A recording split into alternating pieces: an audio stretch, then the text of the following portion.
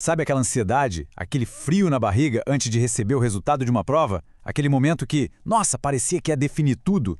Pois é, hoje a gente vai questionar se a avaliação na escola precisa mesmo ser assim. Então se prepara, porque vamos mergulhar numa ideia que pode de verdade revolucionar o jeito que a gente enxerga o aprendizado. E olha, tudo começa com essa pergunta aí que é fundamental. Durante muito tempo, a prova foi encarada quase como um tribunal, né? Feita para julgar o aluno. Mas e se a gente pensasse nela de outro jeito? E se ela fosse, na verdade, uma bússola para guiar o aprendizado? É exatamente essa tensão que a gente vai desvendar aqui. Bom, para começar, vamos falar de uma coisa que muita gente conhece de perto, a tal da tirania da nota. Sabe, aquela pressão toda que acaba transformando o que deveria ser a alegria de aprender numa simples corrida por números.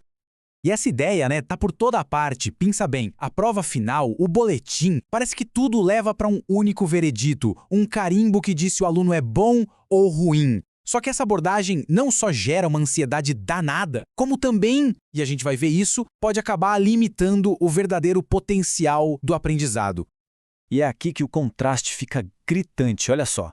De um lado, a gente tem essa visão tradicional, punitiva, classificatória, que trata a avaliação como um ponto final, um fim de linha.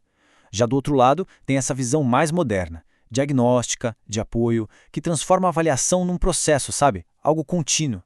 É basicamente a diferença entre construir muros ou construir pontes para o conhecimento. Nesse modelo mais antigo, mais tradicional, a educação vira quase uma via de mão única. O professor, digamos, deposita informação e o aluno tem que devolver tudo na prova. Fica pouquíssimo espaço para criar, para experimentar, ou mesmo para o erro construtivo. O aluno acaba virando só um espectador do próprio aprendizado, né?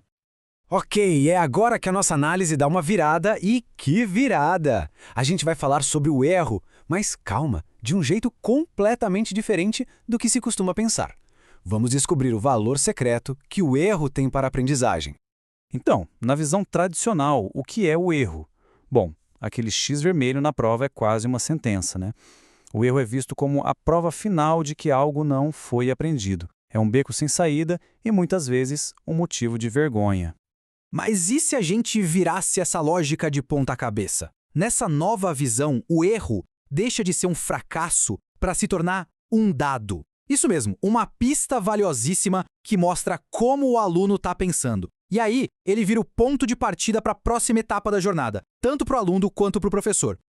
Olha, e essa citação aqui resume a ideia de um jeito brilhante. Pensa só, cada resposta, não importa se está certa ou errada, é como uma fotografia do conhecimento que foi construído até aquele momento.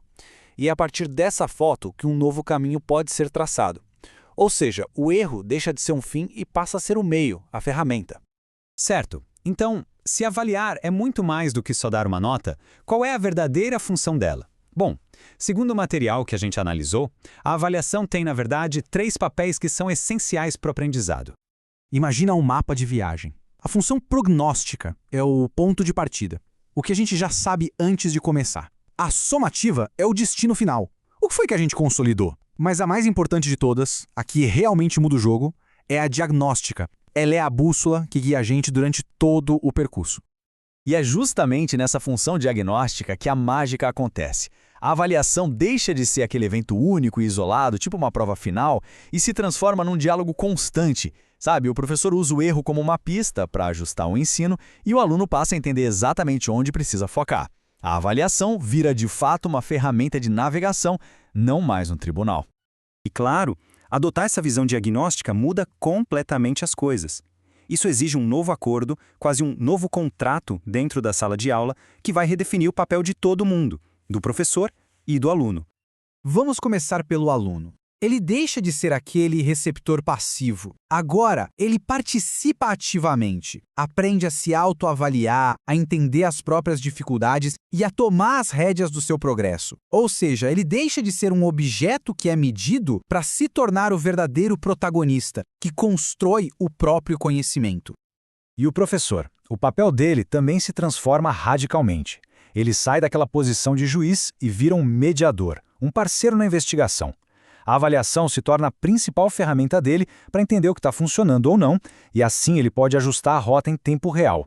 A sala de aula vira, na prática, um laboratório de aprendizagem. E talvez o ponto mais crucial desse novo contrato seja este: o sucesso e o fracasso são compartilhados. É exatamente o que essa citação diz. Não existem mais lados opostos. É uma parceria de verdade. Se o aluno não está avançando, o método de ensino também precisa ser repensado. A responsabilidade, no fim das contas, é de todo mundo. Tá, mas no final do dia, por que tudo isso importa? Por que repensar a avaliação na escola é uma coisa que impacta todo mundo, muito além dos portões da escola? A mudança fundamental é toda sobre essa pequena, mas poderosa troca de palavras. A gente sai de uma avaliação do aprendizado, que só mede o que já passou, para uma avaliação para o aprendizado, que serve de bússola para o futuro. O foco, então, deixa de ser só o resultado e passa a ser o processo contínuo de aprender. E os benefícios disso? Eles vão muito além da nota no boletim. A gente passa a formar pessoas mais confiantes, que não têm medo de errar, que veem o erro como uma oportunidade. Cidadãos mais ativos, mais conscientes, que assumem responsabilidades. E talvez o mais importante de tudo, a gente cria pessoas apaixonadas por aprender, prontas para um mundo que não para de mudar. E para fechar, fica aqui uma reflexão. O jeito que a gente avalia não molda só notas no papel, molda a gente. Ensina o que a gente realmente valoriza. É a repetição ou a criatividade? É o medo de errar ou a coragem de tentar de novo? Então, essa pergunta final não é só sobre o futuro da educação. É sobre que tipo de futuro e, principalmente, que tipo de pessoas a gente quer ajudar a construir.